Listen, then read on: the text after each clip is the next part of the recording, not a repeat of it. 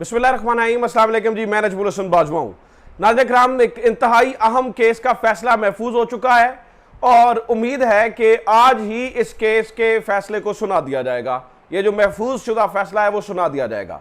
ये case cipher case में इमरान खान की जमानत और शाह महमूद कुरैशी की जमानत, इन दोनों जमानतों के केसेस को आज जज अबुल हसनात साहब के सामने जो है वो सुना जा रहा है। आज अच्छी बात यह है कि इमरान खान का केस, जिसमें इमरान खान तो शायद मौजूद नहीं है, मतलब इमरान खान कमरा अदालत में मौजूद नहीं है, लेकिन ये हेयरिंग जो है वो ओपन कोर्ट हेयरिंग हुई है। इस हेयरिंग में इमरान खान के वकला ने आज ऐसे ज़बरदस्त दलाइल दिए हैं कि जो जज अबुल हसनात साहब हैं उनको कश्मकश में डाल दिया है। मतलब ऐसे दलाइल हैं कि जिसमें इमरान खान की जो मेरिट पर अगर देखा जाए फिल वक्त तो जमानत कन्फर्म बनती है। अभी जब मैं ये वीडियो रिकॉर्ड कर रहा हूं तो ये फैसला महफूज हो चुका है। फैसला महफूज होने से पहले दो चीजें बड़ी गैर मामूली हुई। एक तो ये है कि जो इमरान खान के वकला हैं उनने बड़े शानदार दलाइल दिए, खास तौर पर बाबर अवान साहब और सलमान सफदर साहब ने। वैसे शेब शाहीन साहब ने भी अच्छे दलाइल दिए हैं, लेकिन सलमान सफदर और बाबर अवान साहब ने ऐसे जबरदस्त दलाइल दिए हैं कि जो 5 सवालात अदालत के सामने थे कि जिनमें इमरान खान की जमानत होना या नहीं होना, उन 5 सवालात में ही तमाम सवालात में नॉकआउट करके रख दिया है मुखालिफ वकील को। तो अगर जो मेरिट पे देखा जाए तो ये जमानत बनती है। मैं मतलब आखिरी टाइम पे ये हुआ कि एकदम से इमरान खान के वकला के दलाइल के बाद ये जो चीज़ पूरे सरार है, अचानक जो है वो ये कहा गया कि जनाब ये जो अभी समात होगी अगली इन कैमरा होगी, और मीडिया को अदालत से बाहर निकाल दिया गया और अदालत के कमरा जो दरवाज़ा है वो बंद कर लिया गया, यानी कि मीडिया और गैर मुतल्लिका अफराद को बाहर निकाल दिया गया और बाद में समात हुई। तो उसमें क्या हुआ है किसी को कुछ पता नहीं है, लेकिन जो उससे पहले हुआ है वो मैं आपके सामने रख देता हूँ। आपको अंदाजा हो जाएगा कि आज इमरान खान के वकीलों ने ये जो केस है वो कितना शानदार लड़ा है, कितना ज़बरदस्त लड़ा है। नाज़रीन किराम, आज अदालत के सामने आप यूँ समझ लीजिए कि 5 सवालात थे। उन 5 सवालात में देखना था कि आया इमरान खान इसमें मुजरिम बनते हैं या नहीं बनते हैं, क्योंकि सबसे पहला यह था कि इमरान खान ने साइफर को गुमा दिया। सबसे पहला सवाल यह था। दूसरा यह था कि इस जो साइफर गुमा उससे मुल्क दुश्मनों को फायदा हुआ, ठीक है। तीसरा यह था कि इमरान खान ने वो जो सीक्रेट डॉक्यूमेंट था, वो जो साइफर था, उसको जलसे में लहराया। और चौथा, वो जो साइफर इमरान खान ने जलसे में लहराया वो साइफर चोरी हो गया। और नाज़रीन किराम, ये 4-5 जो है ना वो बड़े ज़बरदस्त सवाल थे। और 5वां सवाल ये था कि इमरान खान ने उसको डीक्लासिफाई क्यों किया। ये 5 सवालात थे। अब इनके जवाब में आज कमरे अदालत के अंदर जनरल बाजवा की वीडियो भी चलाई गई।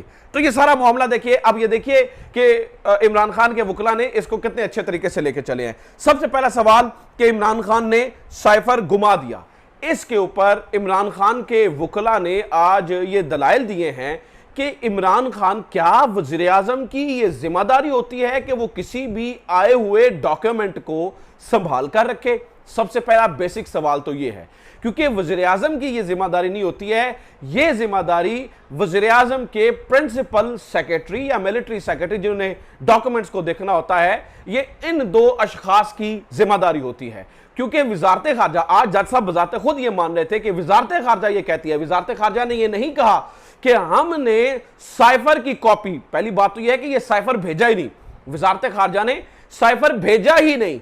साइफर की कॉपी या उसको डिकोड करके जो उसके अंदर मैसेज होता है, क्योंकि जो साइफर होता है वो कोड्स के अंदर आता है, ठीक है, तो उसको डिकोड करके, ये पुरानी बातें मैं उसमें दोबारा नहीं जाऊंगा, डिकोड करके वजारत खारजा ये कहती है कि हमने वजीर आजम के प्रिंसिपल सेक्रेटरी को भेजा।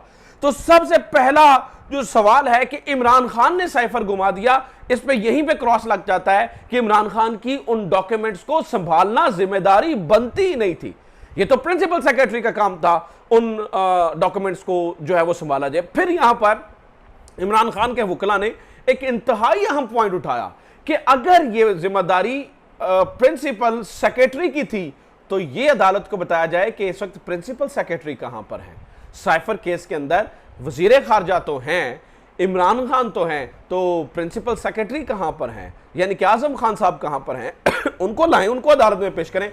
तो यहां पर जो मुखालिफ वकला थे वो सुम्मुन, वो जो है ना वो बिल्कुल अंधे गुंगे और बहरे मिसाल है, उन्हें कुछ समझ नहीं आई कि अब इसका क्या जवाब दें, क्योंकि ये समझने कि एक नो बॉल के अंदर छक्का था इमरान खान के वकला की यह दलील। तो सबसे पहले ये बात जज साहब ने भी कहा, जज साहब कहते हैं कि जनाब इसी सवाल के ऊपर जो मैं पहले सवाल का जवाब दे रहा हूं जो अदालत के सामने था, वो कहते हैं कि जनाब मेरे स्टाफ के पास कोई डॉक्यूमेंट होती है तो उनकी जिम्मेदारी तो मेरी बनती है। तो इसके ऊपर इमरान खान के वकला ने जवाब दिया, जनाब जज साहब इमरान खान के पास यानी कि बतौर वज़ीर आज़म बहुत सी फाइल्स आईबी और जो है ना वो आईएसआई से आती हैं, वो ढेर फाइल्स होती हैं, उनमें बेशुमार डॉक्यूमेंट्स होते हैं। क्या हर डॉक्यूमेंट को बतौर वज़ीर आज़म पाकिस्तान इमरान खान ने खुद देखना था? क्या ये जिम्मेदारी बनती है prime minister of the Pakistan की कि वो इन डॉक्यूमेंट्स को देखता रहे या इन डॉक्यूमेंट्स को देखकर जो है वो फैसला करे? क्या ये प्राइम मिनिस्टर की जिम्मेदारी है? आप हर डॉक्यूमेंट का हिसाब नहीं रख सकते। आप ये बताएं प्रिंसिपल सेक्रेटरी जो है वो कहां पर है? तो जो इमरान खान ने साइफर घुमा दिया उसके ऊपर जो है वो बड़ा क्लियर कट जो है ना वो कश्मकश में डाल दिया जज साहब को ये सवाल करके। दूसरा कि जो साइफर घुमाया कोट अनकोट जो कहा गया जी जिस साइफर की कॉपी गुमने से मुल्क दुश्मनों को फायदा हुआ, तो बाबर अवान साहब ने पूछा जनाबे मोहतरम जनाबे वाला एक मुल्क दुश्मन का नाम बताएं जिसको साइफर गुमने से फायदा हुआ।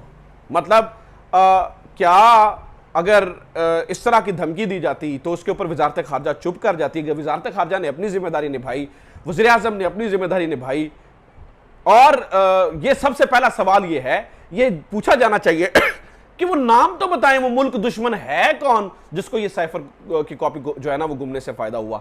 इमरान खान के वकला ने आज इतना शानदार लड़ा है ना इस केस को, आज पता चला है। मतलब मैं तो पिछले लंबे अरसे से आपको पता है कि कानूनी टीम के ऊपर बहुत ज्यादा क्वेश्चंस भी आ रहे हैं, कहा भी जा रहा है, उनसे पूछा भी जा रहा है, उनसे जो है ना वो सवालात भी किए जाते हैं। तो आज जो है वो नाज़रीन कराम ये मजा आया, पता चला कि जनाब किसी ने जो है ना वो किसी को केस लड़ते हुए देखा। तो जो दूसरा सवाल था कि इमरान खान ने इसको घुमा दिया या यानी कि इसको मुल्क दुश्मनों को फायदा हुआ, वो सवाल का भी जो है ना वो सीधा साधा जो है वो जवाब मिल गया। तीसरा, साइफर जलसे में लहराया गया, यानी कि एक सीक्रेट डॉक्यूमेंट था तो उसको जलसे के अंदर लहराया गया। इसके ऊपर बाबर अवान साहब ने कहा जज साहब मैं आपको कुछ दिखाना चाहता हूं। इसके ऊपर जज अबुल हसनाद साहब ने कहा क्या साइफर दिखाना चाहते हैं?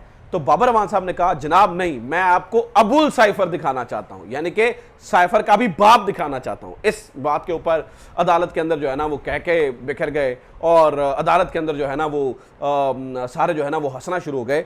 तो इसके बाद बाबर अवान साहब ने जनरल बाजवा की एक वीडियो जज साहब के सामने चला दी अपने मोबाइल पर, और जज साहब के सामने वीडियो चलाकर कहा जिसमें जनरल बाजवा ये कह रहे थे कि वो साइफर नहीं था, वो तो एक कागज का टुकड़ा था, कागज का टुकड़ा था। तो ये वीडियो जो है वो आज कमरा अदालत के अंदर चला दी गई। इससे सारा जो तीसरा सवाल है जिसको मैं ये कह रहा हूं कि वो जी जलसे के अंदर लहरा दिया गया, उसका भी जो है ना वो तिया पंचा हो गया, यानी कि इमरान खान के वकला ने उसको भी सवाल को भी उड़ा दिया। चौथा सवाल यह था जिसके ऊपर इमरान खान के ऊपर बात बनती है जी, वो हुआ यह था कि साइफर चोरी हो गया, साइफर चोरी हो गया, यानी कि या साइफर घुमा दिया या साइफर चोरी हो गया। तो इमरान खान के वकला ने आज इस मामले पे कहा अगर साइफर चोरी हो गया, पहली बात तो यह है कि साइफर चोरी हो ही नहीं सकता, क्योंकि असल जो साइफर है वो वजारत खारजा में पड़ा हुआ है, उसकी कॉपीज यानी कि डी कोडेड मैसेजेस की कॉपीज को मुख्तलिफ जगहों पर, यानी कि जो वज़ीर आज़म की कॉपी थी वो प्रिंसिपल सेक्रेटरी को पहुंचाई गई और इधर उधर। तो जो साइफर चोरी हो गया, सबसे पहले कहा जी साइफर चोरी हो गया। तो इसके ऊपर उन्होंने कहा कि जनाब अगर साइफर चोरी हो गया तो यह बताइए कि जो कौमी सलामती कमेटी की दूसरी मीटिंग थी, अगर साइफर चोरी हो गया तो वो किस डॉक्यूमेंट के बुनियाद पर जो है वो मंगवाई जो है ना वो बुलाई गई थी, कौमी सलामती कमेटी में किस डॉक्यूमेंट को पेश किया गया था।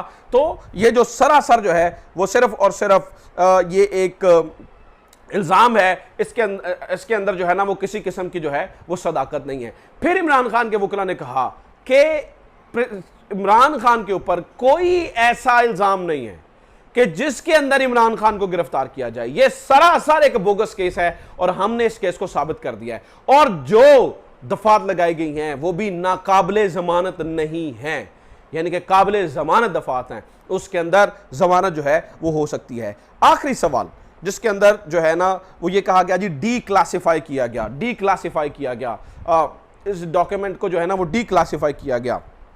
तो इसके ऊपर इमरान खान के वकला ने आज दलाइल दिए, वो डी क्लासिफाई पूरी काबीना ने किया। तो इसका मतलब यह है कि आप क्या पूरी काबीना का ट्रायल करेंगे? और यह वजीर आजम की सवाबदीद होती है। उस डॉक्यूमेंट को डिक्लासिफाई किया गया, उसके बाद में दोबारा क्लासिफाई कर दिया गया, ठीक है, और वो खास मकासद के लिए किया गया। उसके अंदर कोई ऐसी बात नहीं थी, ना किसी मुल्क दुश्मन को फायदा हुआ, ना साइफर गुमा, ना साइफर चोरी हुआ, ना साइफर जो है वो कोई जो है ना वो ऐसी चीज थी। और ये बात तो सलीम साफी साहब बजाते खुद भी कह चुके हैं ना कि वो जनाब पीले रंग का साइफर होता है, ये तो सफेद रंग का कागज था, मैं इसलिए सहाफत नहीं छोड़ूंगा। तो जने अब ये सारे जब दलाइल मुकम्मल हो गए, शेब शाहीन साहब ने भी दलाइल दिए, बाबर अवान साहब ने भी दलाइल दिए, जो है सलमान सफदर साहब ने भी दलाइल दिए और बहुत शानदार दलाइल दिए। इसके बाद जब जो है वो फ़ैए की जानिब से और ये दलाइल देने की बारी आई तो उन्होंने कहा जनाब कि हम जो है ना वो कोई ऐसी बात करना चाहते हैं जिसको जो मुकम्मल तौर पर जो है ना वो उसको बंद अदालत के अंदर जो है वो किया जाना चाहिए और बंद अदालत के अंदर जो है ना वो करना है हमने। इसके ऊपर फिर अचानक जो है ना वो जज साहब ने दोबारा इसको इन कैमरा समाअत करार दे दिया और जो मीडिया पर्सन्स थे उनको बाहर निकाल दिया गया। उसके बाद पता चला जी फैसला महफूज हो गया है, जिस पर ऐन मुमकिन है कि ये फैसला आज ही सुना दिया जाएगा। तो ये सारा समाअत का अहवाल था, मैंने वो सारी चीज़ें आपके सामने रख दी जिससे लगता ये है कि इमरान खान के वकला ने वैसे तो इस केस को उड़ा दिया है, अब ये देखना है कि आगे क्या होता है। अपना ख्याल रखिए, खुदा हाफिज़, पाकिस्तान जिंदाबाद।